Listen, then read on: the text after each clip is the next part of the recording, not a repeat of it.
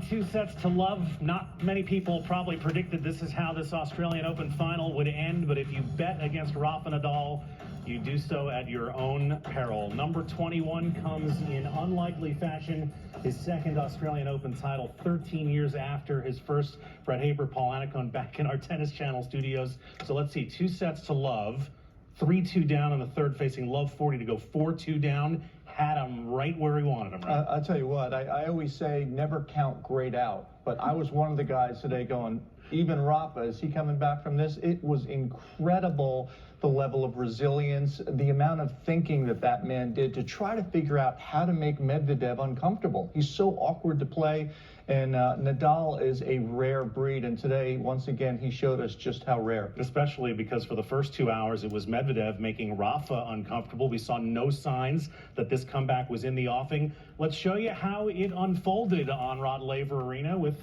the man, Rod Laver himself, coming out accompanied by our man, Jim Courier, 30th anniversary of his first Australian Open title. Rafa to a roar as he emerged, but Medvedev came out last because he is ranked higher.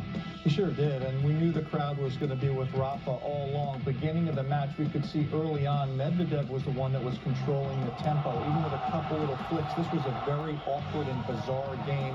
Nadal snuck through, but look at the hand talent right here. Gets the ball past Medvedev at net. Keep in mind, that's Love 30, but that was a sign of things to come in the first set. Medvedev did get the break of serve and continued to work his magic. Look at the movement and defensive skills. Just creates so many awkward court positions for his opponent. Medvedev wins the first. Look, this is Rafa's second up 5-3 set point. He was up a break twice in the second set, and Medvedev was the one that dug in and found a way in. The tiebreak was brutal, but once again, huge moment. Look at this, the running pass. That's 2-0, and then we're talking about what you just mentioned, Brett. Third set, that's the time when Medvedev puts a clamps on. Not so much. Rafa saves that game from Love 40 that you mentioned, and here at 4-all, 30-40, Nadal breaks through and gets the hold here to make it 2-1.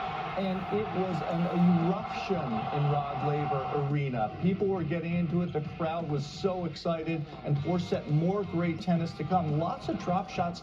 Both of these guys trying to get out of lateral court position points. There's Rafa stealing that break, and once again serves it out to go 2-all. I'm on my third shirt so far in this match. We get into the fifth. Rafa served for it, Brett. We saw that both of us biting our nails, couldn't serve it out, but only Rafa, after losing serve when serving for it, comes back and breaks. What's he do next game? Just this. 5 hours and 24 minutes after it started, 17 years after his amazing career started, he stands alone atop a Grand Slam draw once again, and he let it out, climbed up into the stands to hug his camp. We haven't often seen him do that. First time that Rafa has come back from 2-0 down to win a match since 2007 Wimbledon, when he did it in the round of 16 against Mikhail Yuzhny. Only the third time he's done it in his career. Paul, there is so much to unpack here. Let's just start with the big question is, why were the first 2+ hours of this match so much in Medvedev's favor, and how did Rafa turn it around? Well, I think Medvedev from the beginning was the one that was dictating with more free points early on, getting into the neutral rallies the first couple of sets, and he was the one that was making Rafa uncomfortable. He was pushing Rafa around, bringing him forward, and putting him in positions where Rafa couldn't dictate the point. And leave it to Rafa to sit there, problem solve. His brain is like a computer when he's on the court. I've seen it firsthand. When he gets down, all he does is think, and how do I figure out how to win the next point? He did that for 5 hours and 20-some-odd minutes and was able to do it today well. Now, on Medvedev's side of things, it seems like he got a little fuzzy in the head when things got stressful. He fell in love with the drop shot halfway through the match when he was winning a lot of neutral rallies. He started serving volleying out of nowhere. What did you think of some of the tactical choices that Medvedev made? Yeah, I think he did a little bit. I think he got away a little bit from going strong on the Nadal forehand. When he uses that flat backhand to Rafa's forehand, it creates more opportunity. Got a little bit too predictable to Rafa's backhand. Rafa started using the little carver to get the ball out of the strike zone. You mentioned falling in love with the drop shot. A little too many of those. You have to use a few, but a little too many. And look, with great defenders like Rafa and with Medvedev, the margins are so narrow to finish points. Even for great players on the other side of the net, you have to figure it out. And usually the best computer mind figures out how to manage the pressure and win. And that's why Mr. Nadal has 21 majors. Let's show you the road to the title for Rafa. He's won majors in all different ways. This one was not an easy path. Only 3 of the 7 matches were straight sets. He needed 5 sets against Shapovalov. Needed 5 sets again tonight. Yeah, that was a Houdini act against Shapovalov, coming back on that day where there's oppressive heat, but looked really good against Berrettini, got up to a good start.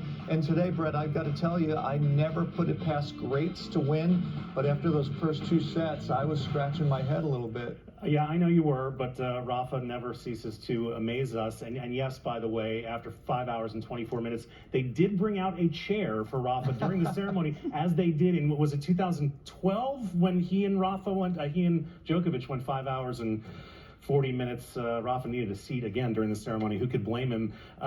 What's the takeaway from this tournament for Medvedev? That's twice in Grand Slam finals now. He's lost in 5 to Rafa. Yeah, look, I just think he's the best of the rest right now. He really is. He won in New York. He showed everybody how good he was. He did it again here, coming up a little bit short, but he is so dominant on this surface.